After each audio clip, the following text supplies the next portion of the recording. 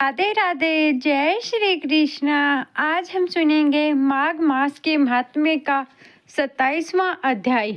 प्रेत कहने लगा कि हे पथिक, मैं इस समय तुम्हारे पास जो यह गंगा जल है उसे मांगता हूँ, क्योंकि मैंने इसका बहुत कुछ महात्म्य सुना है। मैंने इस पर्वत पर गंगा जल का बड़ा अद्भुत और आश्चर्य देखा था, इसलिए यह जल मांगता हूँ। मैं प्रेत योनि में अति दुखी हूँ। एक ब्राह्मण अंधिकारी को यज्ञ कराकर ब्राह्मण राक्षस हो गया। वह हमारे साथ 8 वर्षों तक रहा। उसके पुत्र ने उसकी अस्थियों को इकट्ठा करके गंगा में कनखल स्थान में गिरा दिया। उसी समय वह राक्षस तत्व त्याग कर सद्गति को प्राप्त हुआ। मैंने यह प्रत्यक्ष देखा है, इसलिए मैंने तुमसे प्रार्थना की है। मैंने पहले जन्म में तीर्थ स्थानों में बड़े बड़े दान किए थे और उनका प्रायश्चित नहीं किया गया। इसी से मैं हजारों वर्ष तक इस प्रेत योनि, जिसमें अन्न और जल मिलना अति दुर्लभ है, दुख पा रहा हूँ। इस योनि में मुझको हजारों वर्ष बीत गए हैं। इस समय आप जल देकर मेरे प्राणों को, जो कंठ तक आ गए हैं, उन्हें बचाओ। कुछ आदि रोगों से भी मनुष्य प्राणों को त्याग करने की इच्छा नहीं करता है। देवयुति कहने लगी कि ऐसे उस प्रेत के वचन सुनकर वह ब्राह्मण बड़ा विस्मित हुआ और वह अपने मन में विचारने लगा कि संसार में पाप और पुण्य के फल अवश्य ही भोगने पड़ते हैं। देव, दानव, मनुष्य, मच्छर, कीड़े मकोड़े भी रोगों से पीड़ित होते हैं। बाल तथा वृद्धों के मरण, अंधता, कूड़ापन, ऐश्वर्य, दरिद्रता, पांडित्य तथा मूर्खता सब कर्मों से ही होता है। यह सुनकर प्रेत गंधवाणी में बोला, हे पथिक, मैं जानता हूँ कि आप सर्वयज्ञ हैं। आप मुझको जीवन का आधार जल इस प्रकार दो जैसे मेघ चातक को देता है। तब पथिक कहने लगा कि हे प्रेत, मेरे माता पिता भूखे क्षेत्र में बैठे हैं। मैं उन्हीं के लिए जल लेकर आया हूँ। अब तुमने बीच में गंगा के संगम का जल मुझसे मांग लिया है।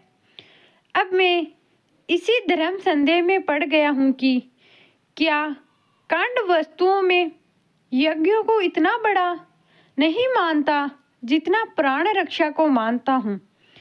इसलिए प्रेत को जल देकर तृप्त करके माता पिता के लिए फिर से मैं जल लेने जाऊंगा। लोमेश ऋषि कहने लगे कि इस प्रकार उस देवयुति ने गंगा यमुना के संगम का जल पिया। उसी समय वह प्रेत शरीर को छोड़कर दिव्य देहधारी हो गया।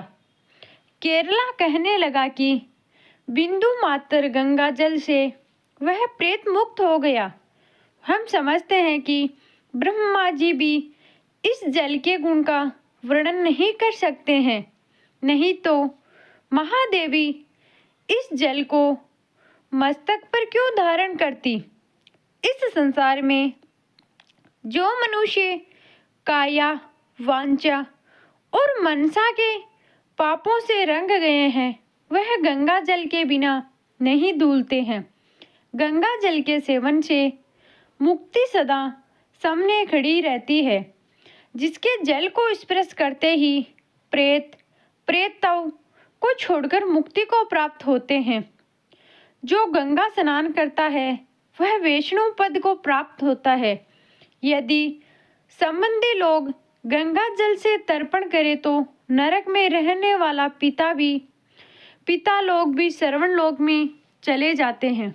यदि गंगा जल में ही श्रवण से भी बढ़कर पवित्रता है, गंगा जल के बिना और कोई मुक्ति का साधन ही नहीं है। वह प्रेत वहां से चला गया और एक माघ में जब माघ महीना आया तो उसने सुने हुए प्रयाग महात्म्य के अनुसार गंगा यमुना के संगम पर स्नान करके पिशाच शरीर को धारण करके भक्ति पूर्वक नारायण की स्तुति करता हुआ वह द्रविड़ देश का राजा गंधर्व से सेवित उत्तम विमान पर बैठकर इंद्रपुरी की ओर चला गया। तो हुए द्रिज, यह इतिहास पापों का जल्दी ही नाश करता है। इसमें धर्म का ज्ञान होता है। यह पुण्य यश तथा कृति बढ़ाने वाला है, ज्ञान तथा मोक्ष देने वाला है। तुम श्री माघ महात्म्य के लिए प्रयाग चले जाओ।